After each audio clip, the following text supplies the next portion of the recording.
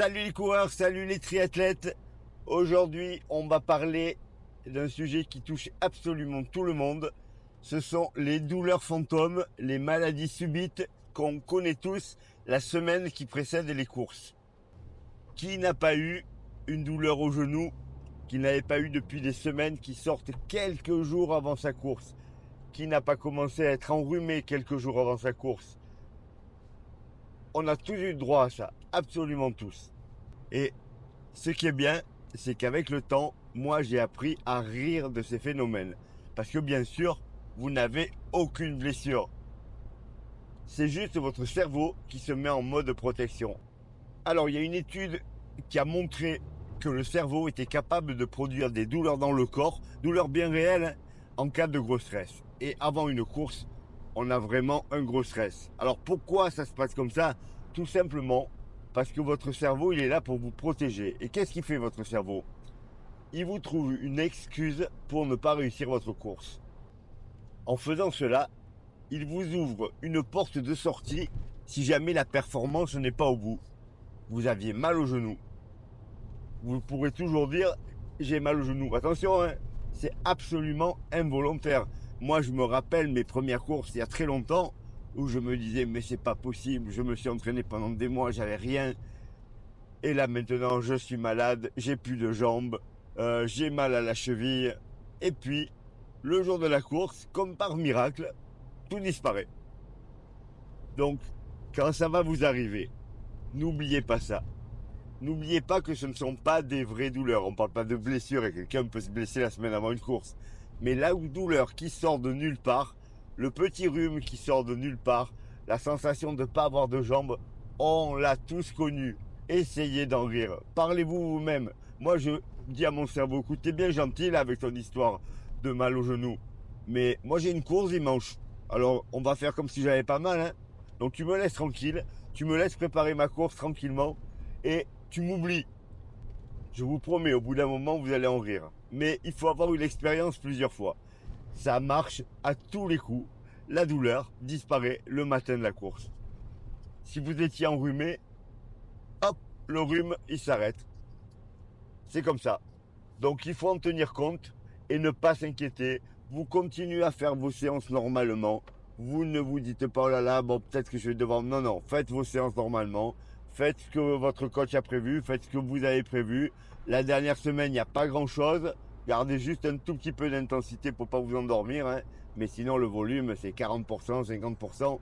Vraiment tranquille. Mais vous tenez pas compte de vos douleurs. Elles n'existent pas. Elles sont que dans votre tête. Tant qu'à faire, on va parler de la dernière nuit. Franchement, ceux qui arrivent à bien dormir la dernière nuit, bravo. Moi, je dors quasiment pas. Alors déjà, je me couche très tard en temps normal, tous les jours. Donc, impossible de me coucher plus tôt le jour de la course. Honnêtement, c'est pas très grave.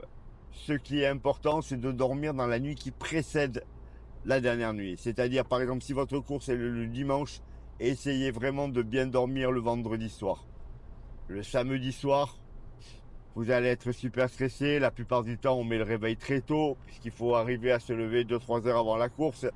Les départs des courses, c'est 8h30, 9h pour les grosses courses. Donc, vous voyez, à 6h, vous êtes debout. Si vous arrivez à dormir 3-4 heures, c'est très bien. Là, pareil, aucune inquiétude. Essayez de dormir un petit peu, mais ne vous prenez pas la tête. Vous restez allongé de toute façon. Si vous n'arrivez pas à dormir, vous vous reposez. Vous essayez de ne pas faire la course 15 fois. Vous pouvez y repenser en me disant voilà ma stratégie, des choses comme ça.